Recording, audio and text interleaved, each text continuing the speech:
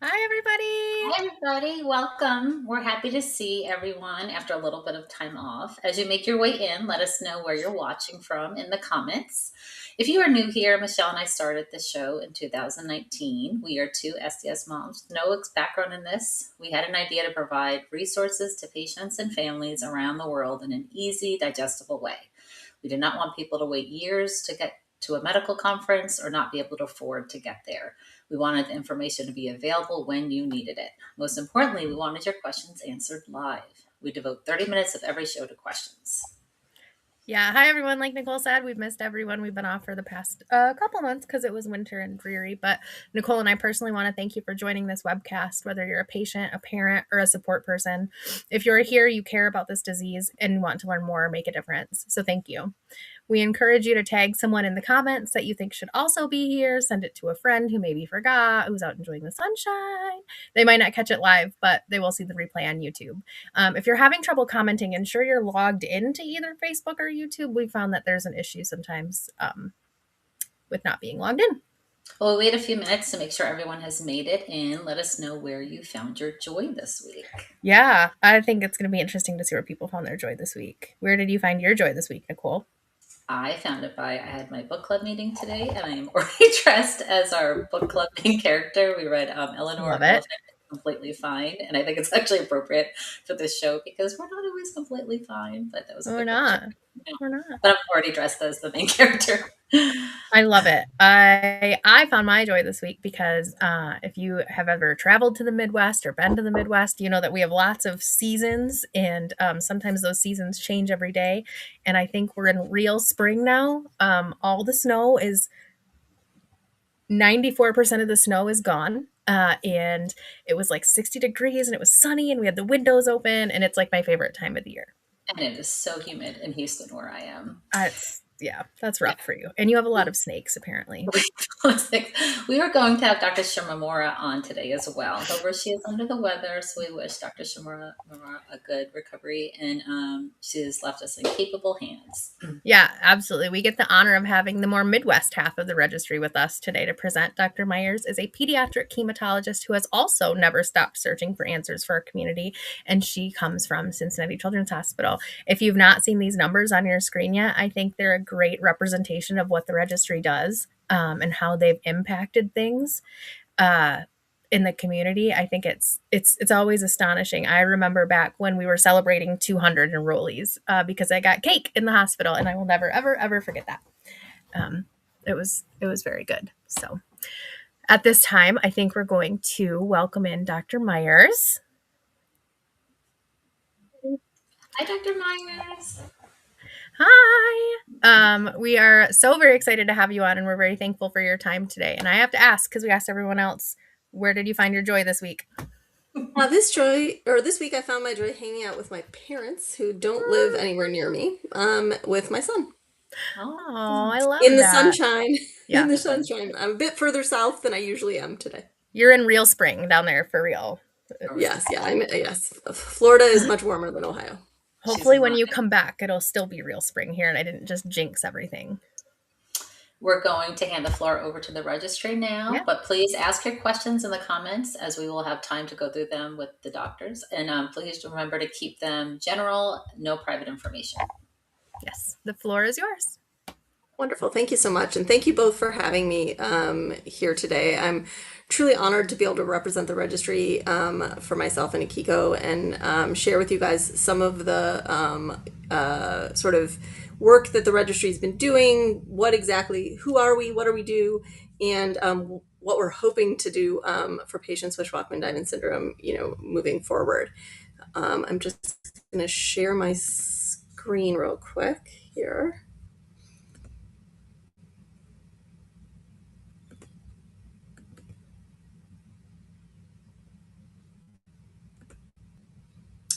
And hopefully, can you tell me, are the slides filling the whole screen now? Hopefully, yes. So thanks again for having me to talk to you all about the US-based Shwachman-Diamond Syndrome Registry. And the registry has been active now almost for 15 years. We're very excited about that, and looking forward to talking more about what exactly the registry is, what we do, and how we're helping patients today and in the future. So, what is the mission of the registry? Well, we really hope to advance cutting edge research in the biology of Shwachman-Diamond syndrome. So, what is the underpinnings in each cell that cause trouble for patients with Shwachman-Diamond syndrome, and use that information to move forward the discovery for better treatments and therapies, and hopefully a cure for patients with SDS. We also want to act as a resource for clinical expertise for both patients and families, but also for medical professionals and researchers who may not be as experienced in Shwachman-Diamond syndrome. And we want to be available to people to help get them that information in real time to help advance both care for patients as well as research. And it's important, and we'll talk about why in a second, to know that every patient counts. So in a rare disease, we need to have information about as many patients as possible to help us better learn and better answer questions that are really only answerable when you get information on a lot of different patients. So a registry is like building a library of knowledge, and one book at a time. So each person is like a book in that library, and each person is absolutely critical to understanding the whole picture of what is Shwachman-Diamond syndrome so that we can advance medical care and move the research forward.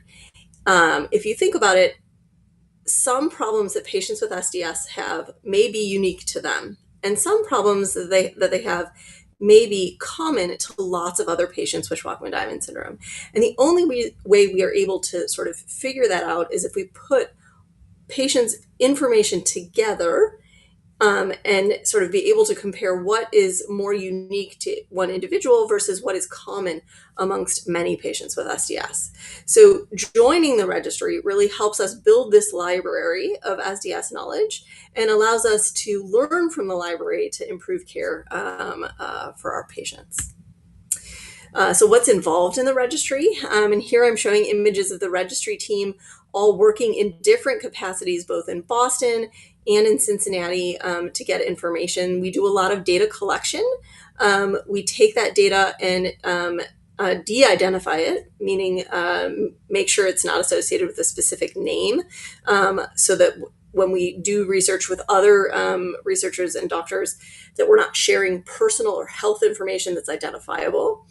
And that is all stored in a HIPAA-compliant electronic database.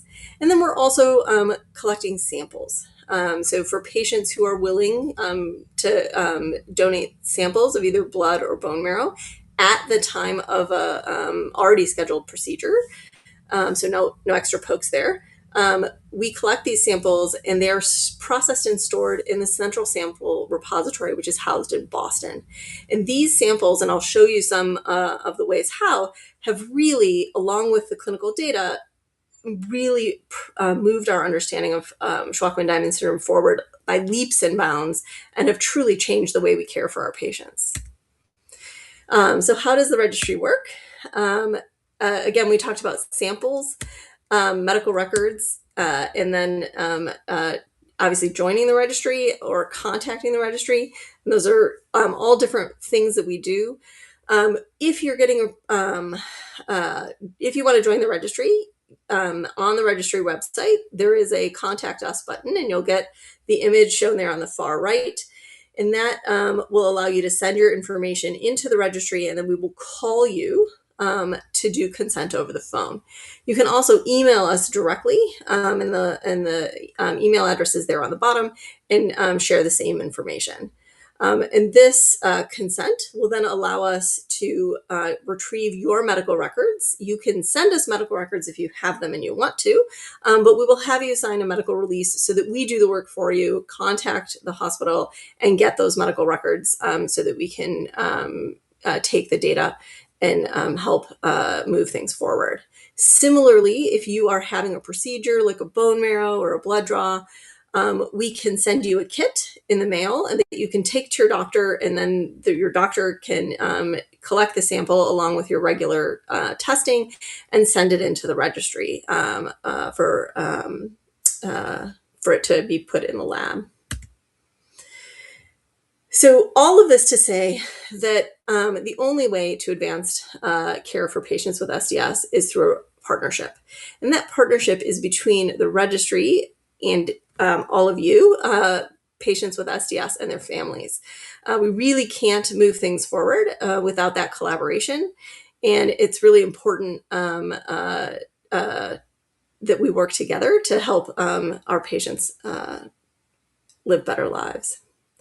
And here I'm going to show you, kind of moving forward from here forward, some of the things that we've learned through the registry and kind of the directions we're going. So one of the earlier things we learned and published in the registry is that the diagnosis of Shwachman-Diamond syndrome can be quite tricky. You all, as families, may say, we already knew this. It took us a while to get diagnosed. But actually, most doctors and physicians learn about Shwachman-Diamond syndrome from the textbooks, right? And what the textbooks will tell you about a patient with Shwachman-Diamond syndrome is that they must have neutropenia, they must have trouble growing, and they must have diarrhea. And if they don't have that constellation of symptoms, many doctors will not send the test for Shwachman-Diamond syndrome. And actually, one of our earliest papers showed that half of patients do not, in fact, have the classic picture that you see in the textbook. And in fact, some patients have siblings who have no symptoms at all who get diagnosed with Shwachman-Diamond syndrome because of their symptomatic siblings. Why is this important? Well, this is important because this particular finding has led to broader testing by doctors.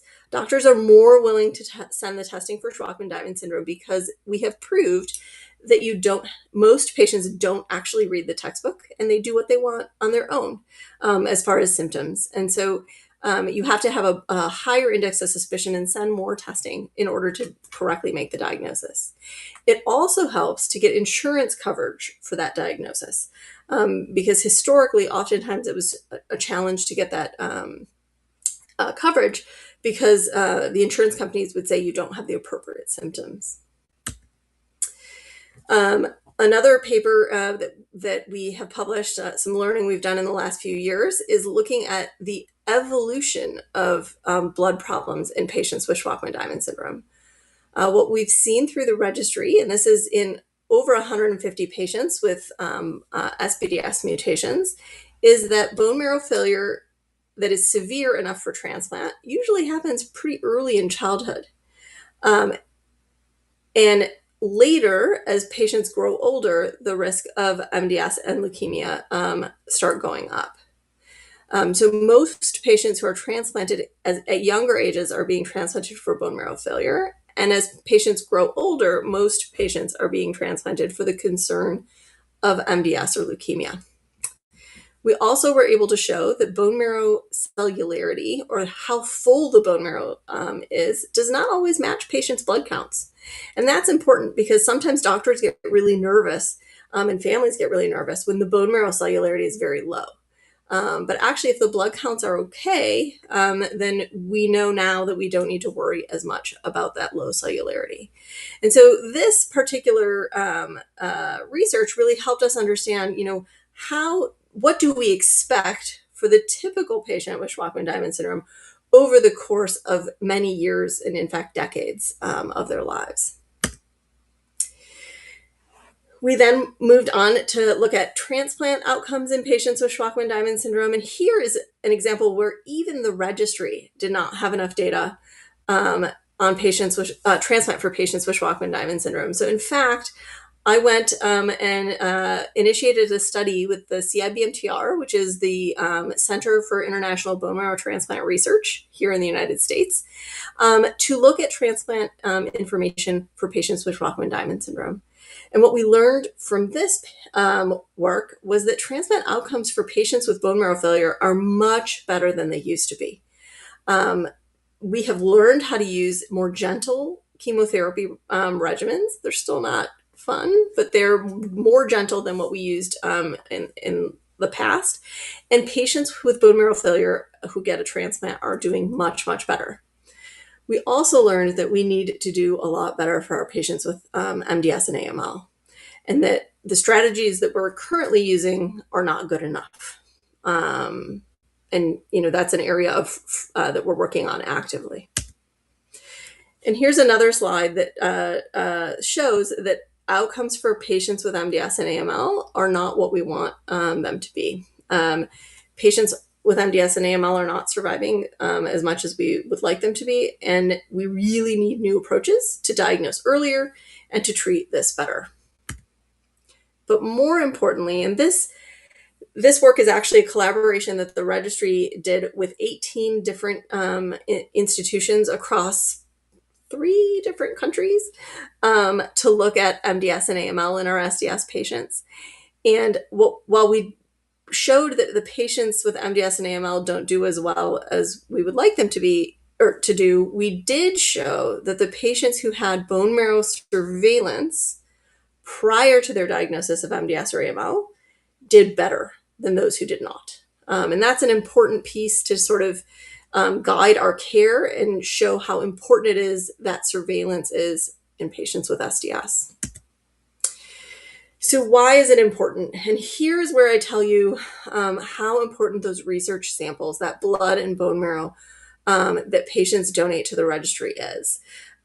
Together with the clinical data, Dr. Shimamura's lab in collaboration with Dr. Coleman Lindsley, who's also in Boston, was able to look back over time at bone marrow samples from patients with Shwachman-Diamond Syndrome, some of whom did not develop MDS or AML, and some of them who did.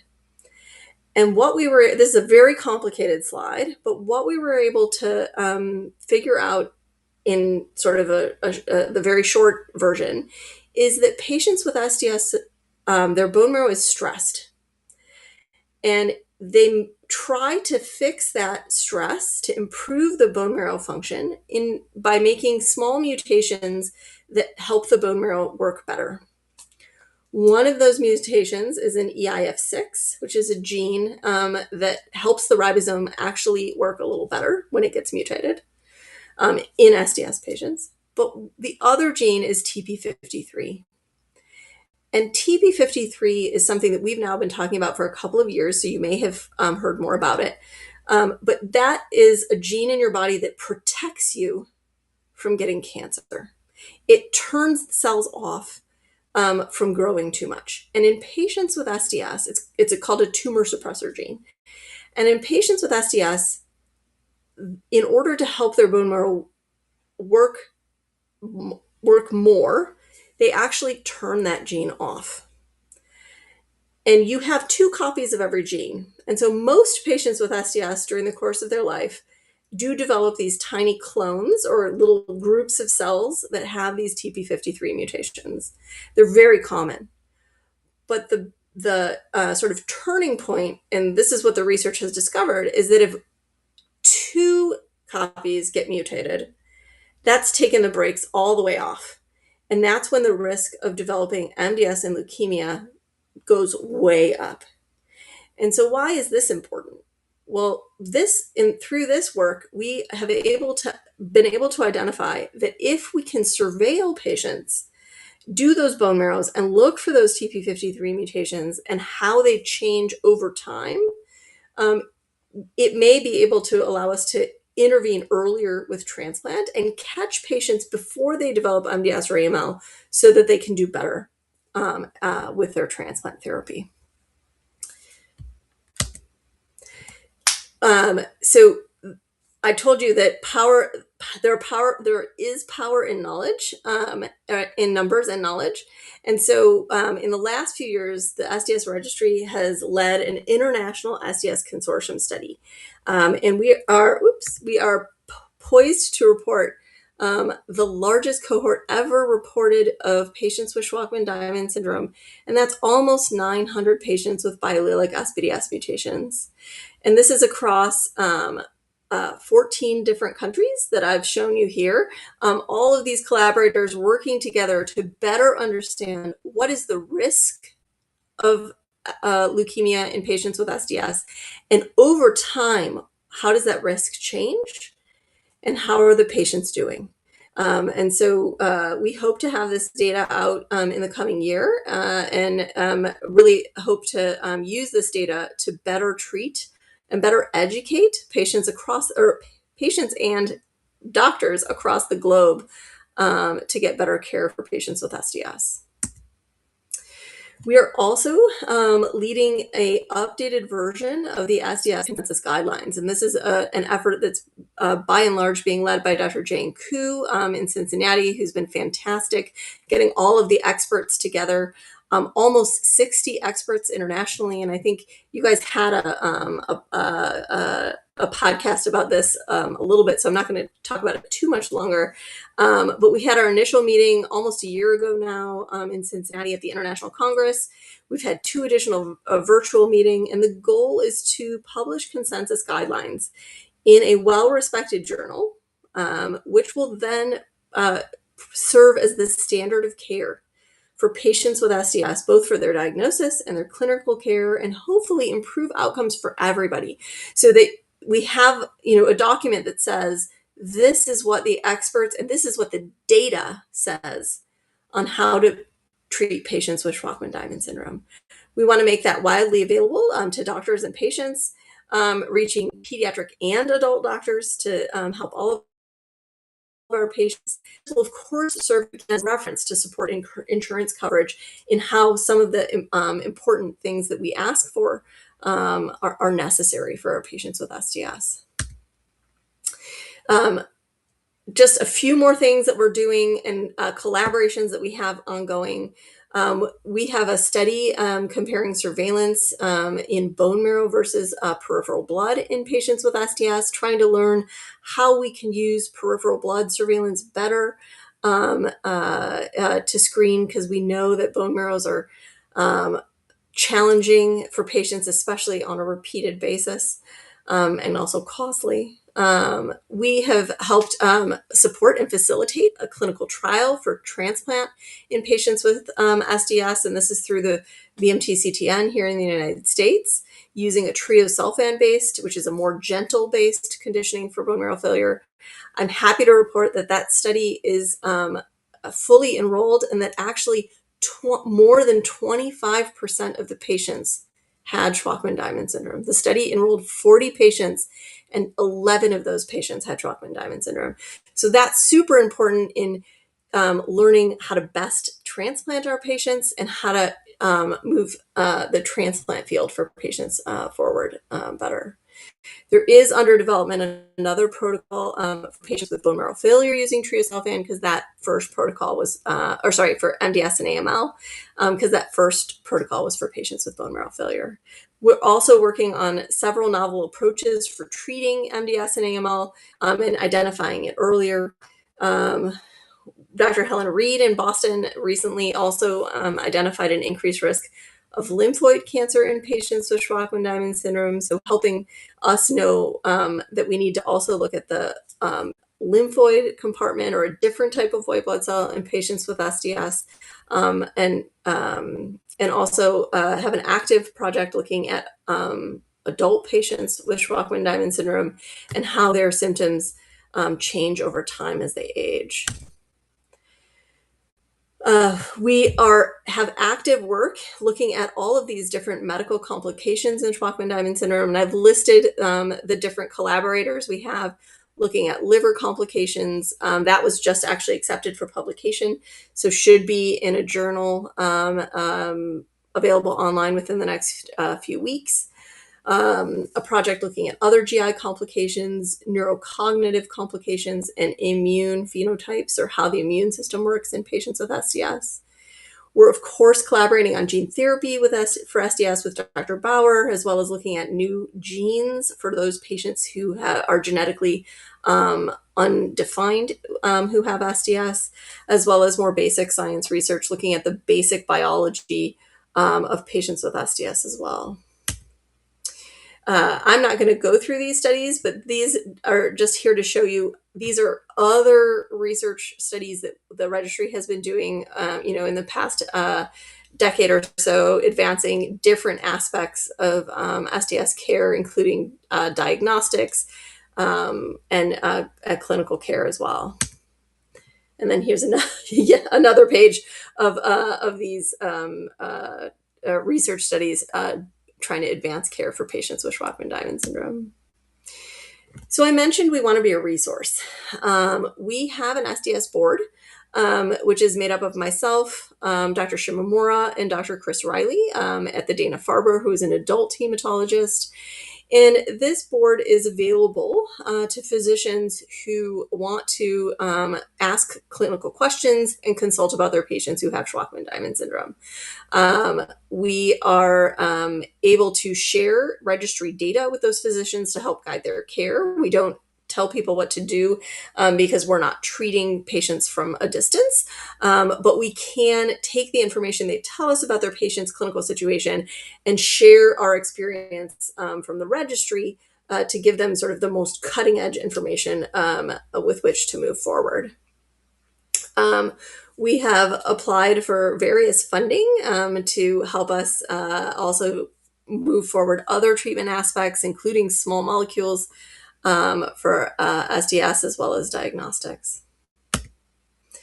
And then we're training the next generation of SDS investigators. I mentioned some of these folks, but not all of them in the previous slides. Dr. Jane Koo, Dr. Helen Reed, Dr. Felicia Andreasen, and Dr. Nick Glaudy are all junior faculty who are active with the registry and working on learning more and more about patients with SDS and how to care for them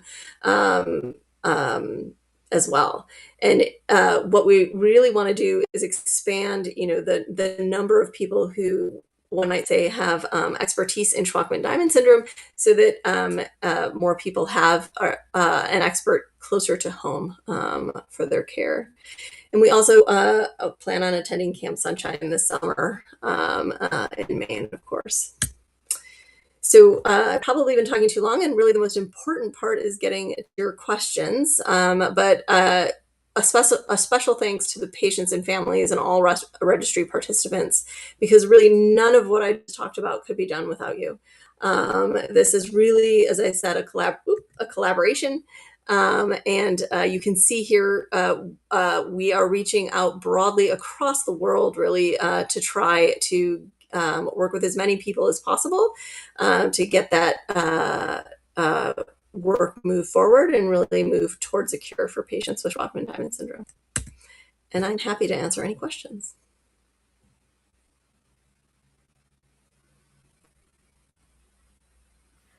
I just want to say I love the owl, the face it's making. I'm heavily distracted by it. That is a I Michelle think it's slide. I feel like I was put there just for me. I think we lost Dr. Myers. She should be right back. Until then, I wrote in here that we've been getting our bone marrow biopsies for 11 years, and we've submitted samples to the registry all 11 years, and not once have we had to have an extra poke, an extra sleep medicine, an extra anything. And so I like to think I'm well versed in the registry, and every time we have one of these shows, I learn something new. Mm-hmm. I was just going to say that. Roman just had his bone marrow biopsy Thursday, and I learned something. We've been through so many of these, and I learned something new. I'm just extremely excited about the world collaboration with all the other locations. That's really, really exciting. I think that's amazing. We had a question come in during the show. Kristen asked, can I ask you to give an explanation of how bone marrow failure is different than MDS or AML? Doesn't one lead to the other? Well, that's a great question. So bone marrow failure is it's not it's a process. And basically it is the bone marrow getting tired and running out of cells. And so if you think about your bone marrow as a factory, you have to have so much machinery in your factory to make red blood cells, white blood cells, platelets. And over time, in patients with SDS, their machinery to begin with doesn't work as well. We know their ribosomes don't assemble like they should, and they don't produce protein as efficiently as they should because of that. But over time, this stress leads to less and less productive machinery, less and less productive cells in the bone marrow. And that's what we're talking about with failure. So the number of cells in the bone marrow is decreasing over time. And since the bone marrow is your factory to make your blood, then the number of cells of your blood start to also decrease over time. And when you get severe bone marrow failure, that is when we talk about needing a bone marrow transplant. But if your blood counts are sort of mildly abnormal, you still have bone marrow failure, but you just have mild bone marrow failure or moderate, which is sort of in the middle. And that can happen for years, decades of time for patients with SDS, if that makes sense. Now, MDS and AML is different in the way it can lower your blood counts. So in that way, it's similar. But it's really when those cells start making a mistake and start accumulating more and more genetic mistakes, kind of like that TP53 mutation I was talking about, but can be other mistakes as well. And those mistakes start taking the brakes off from cell division or growth.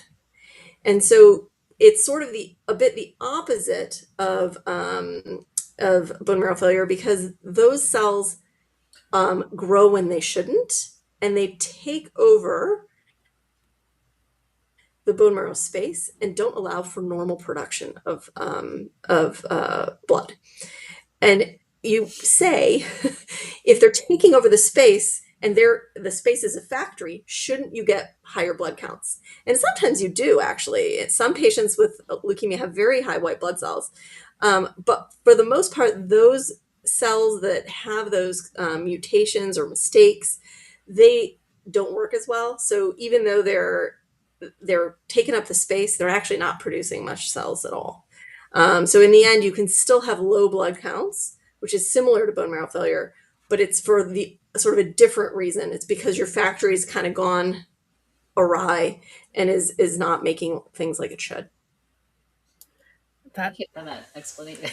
I'm always amazed how you guys could answer things in a way that we actually understand them. Thank you. Stacy wrote, she's from New Zealand. Those from other countries like New Zealand can't send samples because it's the North American registry. She says, how else can we help the registry? Right. Thank you for asking. There are several registries worldwide. And so I would encourage, if you're in a country that has a registry, I would encourage you to join your registry, because we are collaborating with those registries, as you can see from some of the things I talked about. And so the US-based registry will also be able to take advantage of your joining those registries, because we're trying to share data in a de-identified way, of course.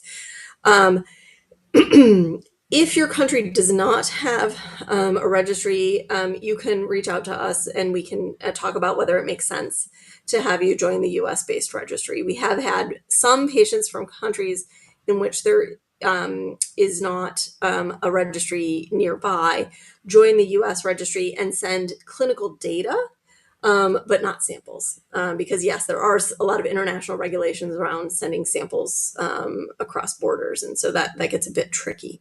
And then finally, the registry is also happy to have your support financially as well. If you go to the registry website, there's a link to donate, and that link goes to a site that says Boston Children's, but it does go directly to the registry when you click that button. It doesn't go to Boston Children's in general. That's really good to know. Leah is from Australia, and Leah said, I find it interesting that hypocellular marrow doesn't correlate to low blood counts. Do we only need to be concerned about hypocellular marrow if the blood counts drop below the normal range? Yeah, that's a great question. Over time, marrow cellularity changes. And if you think about your bone marrow like your grass in your garden, it doesn't all grow at the same rate, right? Some areas look better than others. Even though I put a lot of effort and put some grass seed out there, they don't always grow the same. And so if you think about your bone marrow, and especially bone marrows that are stressed, different parts can grow better than others. And so when you stick a needle in for the bone marrow biopsy, even if you're sticking it through the same place in the skin, doctors usually try to angle it differently so that you're not always taking it from the same place in the bone, if that makes sense.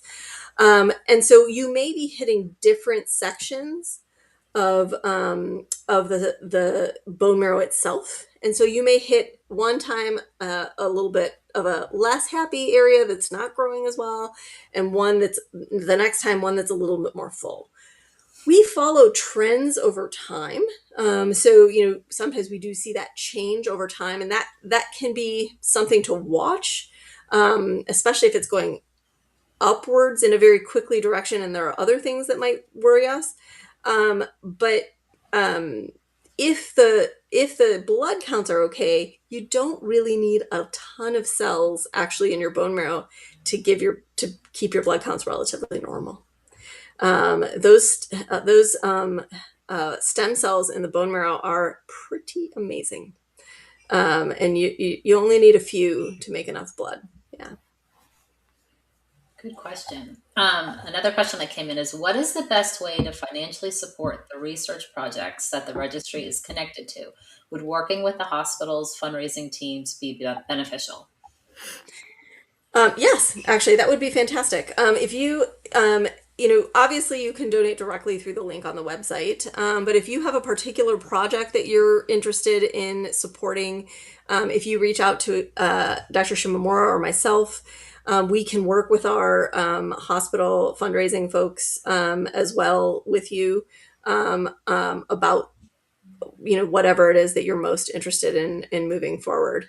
And you can, if you reach out and donate directly through us and tell us what it is that you're looking for, we will obviously make sure that money goes exactly to where you're intending it to go. That's one of the big things in research ethics is, if a donation is given with a directed intent, that money goes there. Oh, I lost Michelle. She says, I set up a fund for the gene therapy project through Boston Children's. Is this a good thing to share with the community if they're interested in helping to fundraise? Yes, absolutely. I think there's more power in having more information out there. And the gene therapy project is moving forward nicely, but is very expensive. And so I think it would be fantastic to share with the community, and as much interest as we can get is really super helpful. That would be fantastic. Yeah. I didn't type it in the chat, but I have a question. I'm very excited for the looks of this this portal to share information between hospitals. We often utilize more than one children's hospital. We see both Cincinnati and our home hospital, and sometimes sharing records is not easy. It's as easy as one might think. It's not as quick as easy as sending an email. So what does that look like for, let's say, someone in a rural area who needs access to be able to tell their doctors how to find you? Is there a place on the website? Is there a jot form? How do we make that connection for them? You mean as far as your doctor connected to us? Yep. Yep. So the best way to do that is to give your doctor our information directly. Okay. It is easier to have a communication between doctors if it is one physician reaching out to the expert rather than the expert reaching out to tell you what to do, Does that make sense? Nope, that makes sense. So oftentimes, if you want to share the registry website and the thing about contact, or you Yep. can just give them our emails directly. Okay.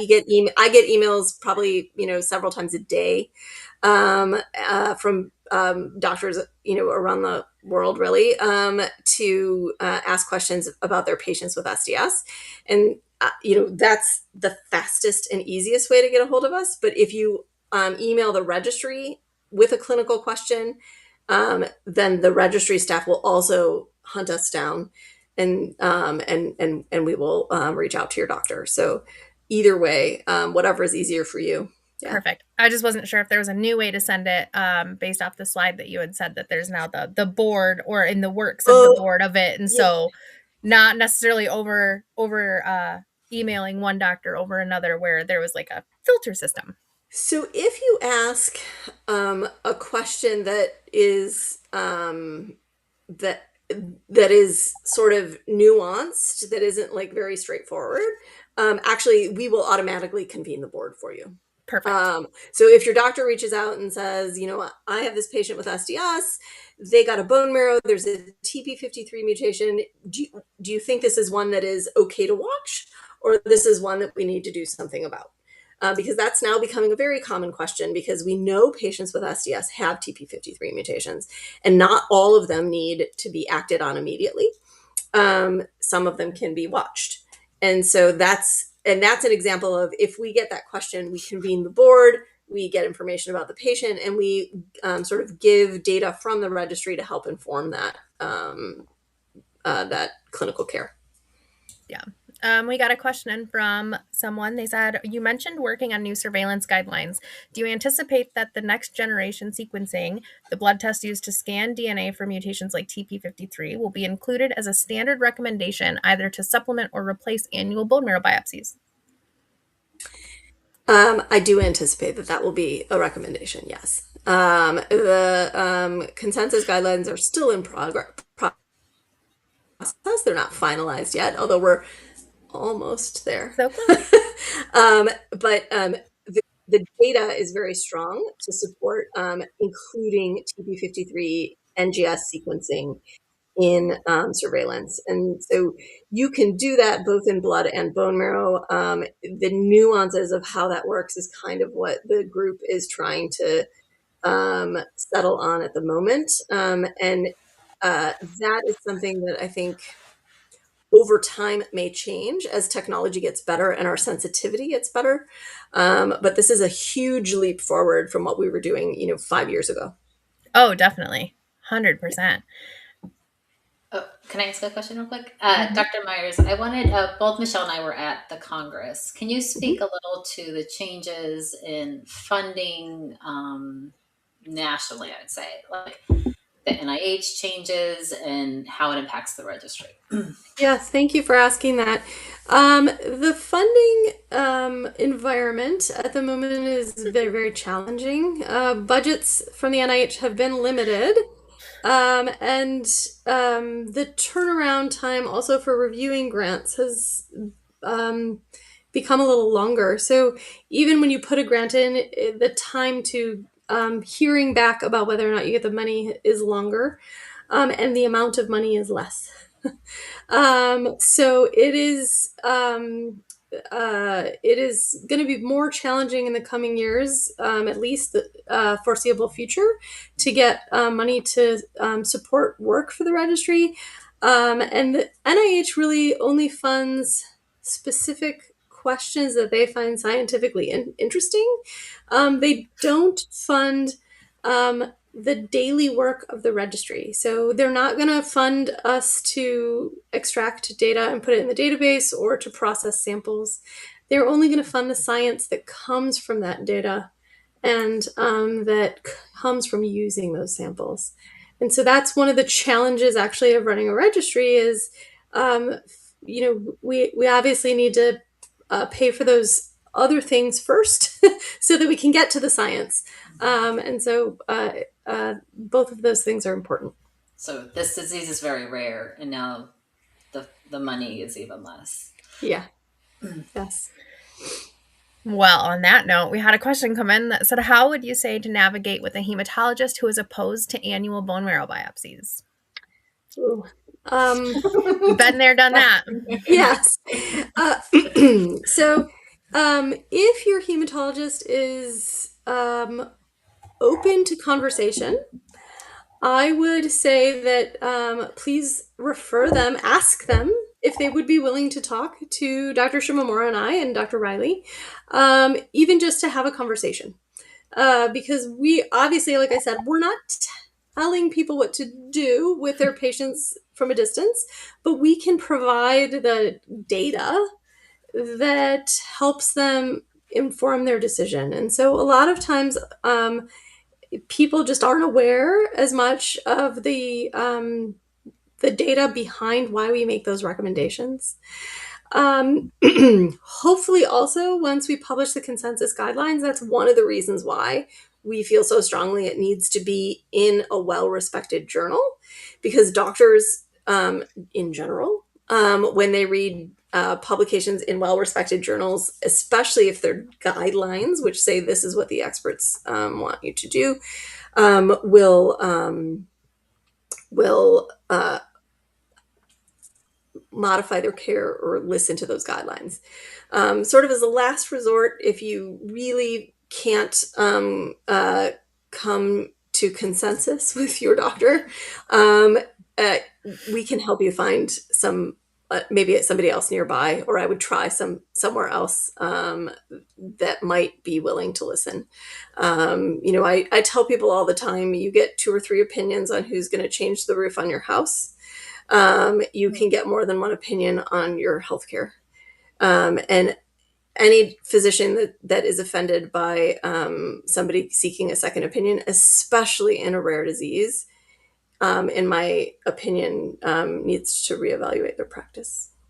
I think that was worded very wonderfully because, Yeah. Caitlin, we have been in that position and we have had Dr. Myers write a very strongly worded letter, and it eventually worked. Sort of. I was also thinking just a diagnosis, because we had to change Oh, yeah. doctors just to get a diagnosis because our first doctor was not listening to us, Mm. or just that something seemed wrong. Yeah. Mhm. And that saved his life. I'm Yeah. curious. I don't know if you could tell us yet, but with all these different registries, is any data, you may not be able to tell us, but is any data popping out like this region has something different happening, or is SDS kind of looking universally the same around the world? Yeah, so I would say this. I can say that I don't think there's any differences in patients who have Shwachman-Diamond syndrome from one part of the world to the other, Okay. from what we can tell. And that caveat is because in some places the numbers are very small, and in some places the numbers are bigger.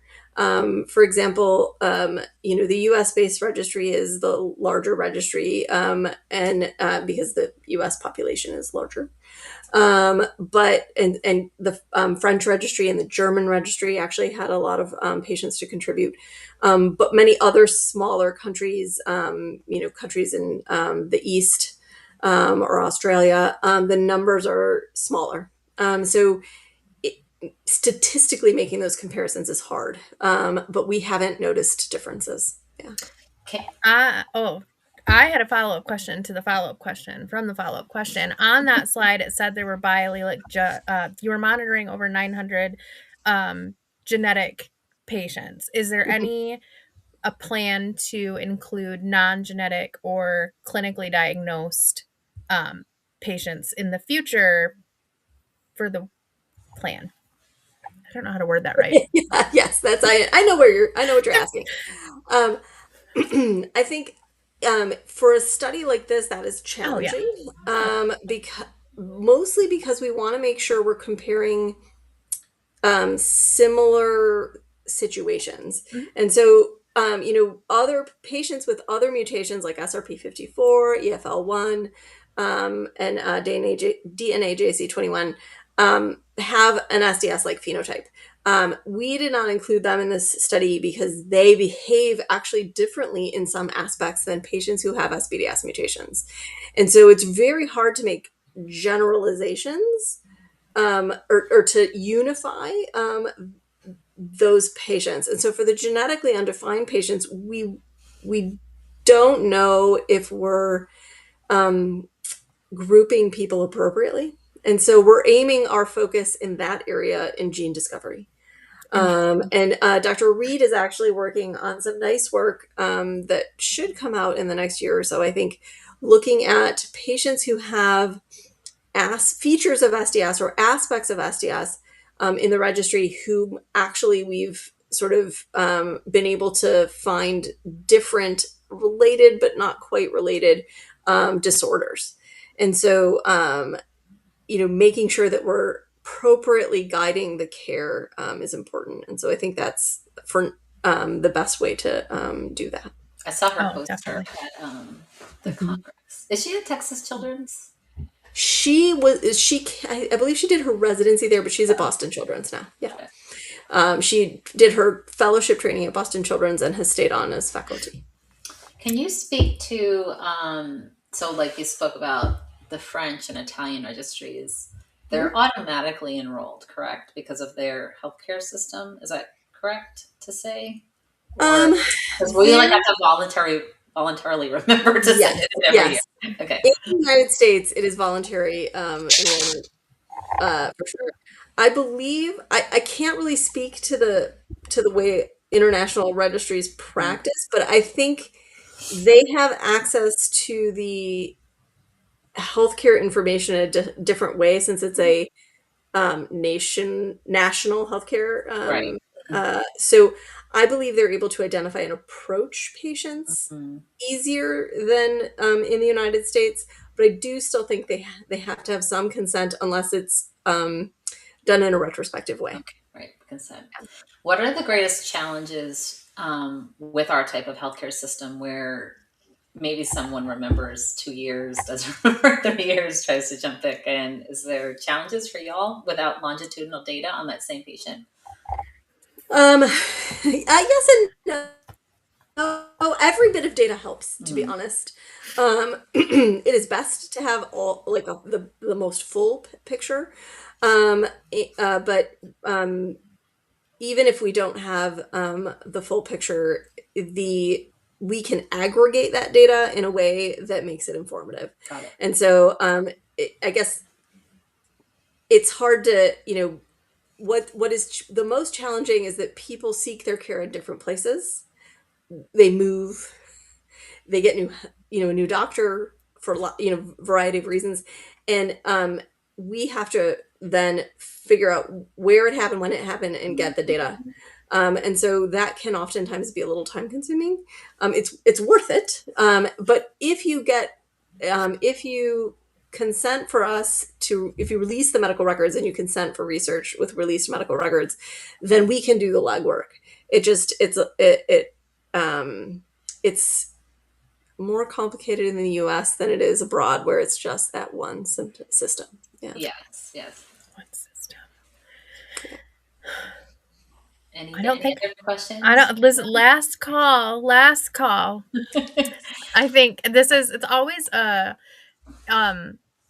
I know we've had the registry on before, and it's sometimes it's kind of like, oh, do we have to have the registry on again? But there's always such new information that you guys are putting out and putting together, and I think it changes every time. It's I've never not learned something after 4 or 5 years, Nicole. I think the biggest question I get personally about the registry is, especially to me. So my son, for those of you who do not know my story, my son did not have a bone marrow match. So I did a ton of work with Be the Match, now NMDP. So that's another registry. So people get confused what is which one. I'm in this one. I'm not sure which one I'm in. So this is the North American SDS Registry. So thank you to everyone who contributed. Thank you so much, Dr. Myers, for joining us on your spring break. Absolutely. On spring break. I know. Sending well wishes to Dr. Shimamura, quick recovery. And thank you to Greg, our behind the scenes tech engineer who helps this show run flawlessly. The Yes. registry wouldn't be able to do groundbreaking work they do without us. Take a screenshot of the QR Oh, code. the QR code's coming in a second. Bye, Dr. Myers. Bye, Dr. Myers. There you go. Now It it's will there. take you to a page filled with information about the registry, how you can submit your samples to help them continue their work, and ways you can help fuel the future for patients. Like I said this before, we have sent in our samples for nearly 11 years. It's such an easy process. Even on the days we forgot our kit, we've just emailed Boston and they were able to make it work. It's such an easy process. It requires no extra pokes, no extra sedation, no extra procedures. It's all done when you're already getting work done with your annual bone marrow biopsy. You could find our shows on YouTube. Reminder, this is intended to build a resource library for you when you need it. Maybe you need to watch it multiple times. Maybe you need to watch this later. But the bigger thing is you know where to find information. Absolutely. And part of our mission of the show is to let you know that you're still allowed to smile. Your self-care is critical. We live in a tough world. You got to laugh a little sometimes. And not just self-care, but radical self-care. We hope to leave you with something to smile about after every show. Some weeks it might be good news from the community. Maybe there's a funny affirmation from a patient or a caretaker or a doctor. And some weeks it might be 3 tips to thrive with SDS. Today we have 2 amazing kiddos with some great advice on how you can be your best self. You'll get to hear from Nora and Kayla, 2 SDS patients out of Long Island who are thriving despite living with SDS and the complications it brings. And don't forget to follow us on all the platforms that you'll see at the end of the video. You can log on to our live shows from Facebook or YouTube for live broadcasts. The replay is usually on YouTube the same night, next day, and then follow us on your preferred social media. And we are now a podcast officially, so you can find us on all your podcast platforms as well. Bye, everybody. Thank you for joining us. Bye. Have a good weekend.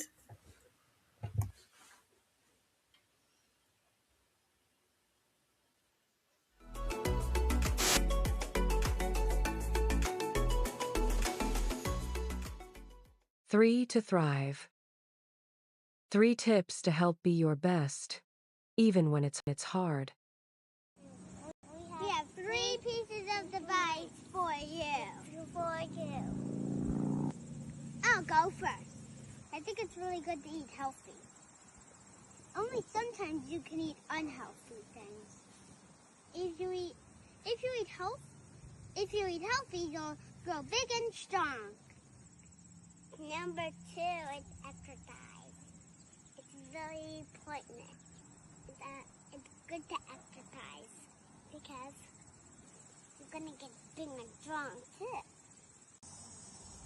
If you're scared at your doctor appointment, hold somebody's hand that's next to you and it'll make you feel braver. And hold each other's hands. So that'll make them more brave. And that'll be kind of you to do that. That's our advice. See you later.